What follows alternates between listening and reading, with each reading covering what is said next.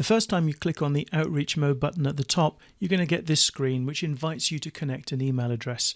You can connect a Gmail address or an IMAP email address if you want to.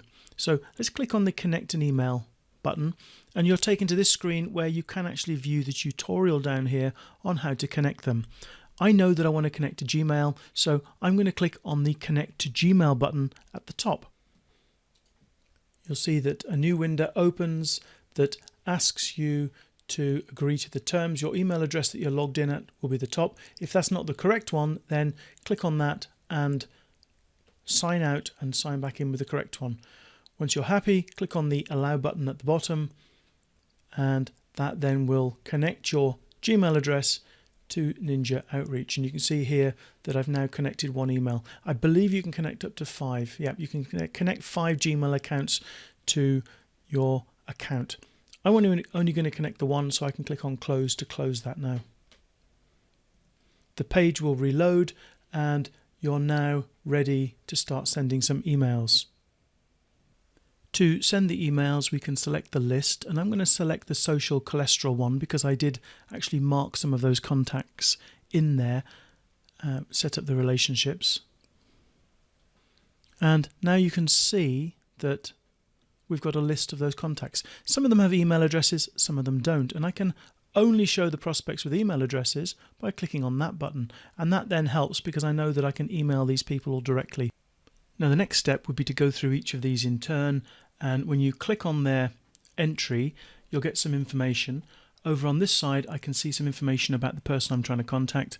I can see also that it says here see past. This is in the relationship section, so I can have a look and I can see that I already have that relationship. I added that earlier in this video series just to show you that it comes up here, and that means we can then get more information as we're contacting these people.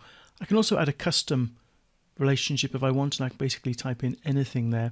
And the other useful thing to have is their RSS feed if there is one available, so I can see what sort of content they're currently publishing. If I want to contact them and say I've just read your article on, and then you can refer to recent posts in their timeline, then it just gives your email a little bit more credibility. So we'd come over this side and we'd select a template. You can see the templates are here that were in the template section. There's my test template, which isn't going to show an awful lot because we didn't fill it in, but the subject line has been filled in, great post, and then the title of this particular post, and the person has been filled in as L-arginine.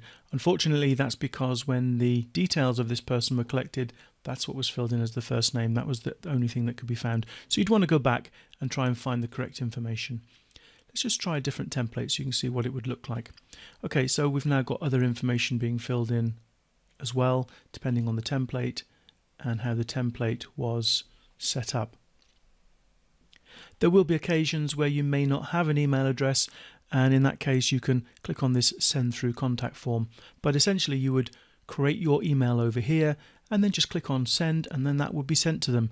If they reply to you, you will get the reply inside the notifications over here. You'll see that firstly you'll see that we'll have, once this is clicked on send, that will be 1 out of 107 sent, and then when a reply comes in you'll get the notification to say there is a reply here. You can click on the link and it will take you to the reply, so you can then have a conversation with that person. For some of your contacts there will actually be more than one email address on record for them. So for example, if let's go back to the list, click on Lisa Nelson, you can see there are 3 emails for this person, and I can select any of those to send the email to. If I know I'm sending it to Lisa, then that would be a good email to use. I can see here that it's putting Lisa Nelson RD. What I would want to do there instead is to change the first name to Lisa, and then I can manually edit that to Nelson. Click on save,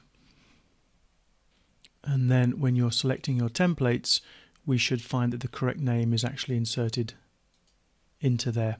Again, you just click send and monitor what's going on over on this side. You can see how many emails you've sent and replies and so on. So this is how you do your outreach. You use the template system. You can create the templates we saw earlier.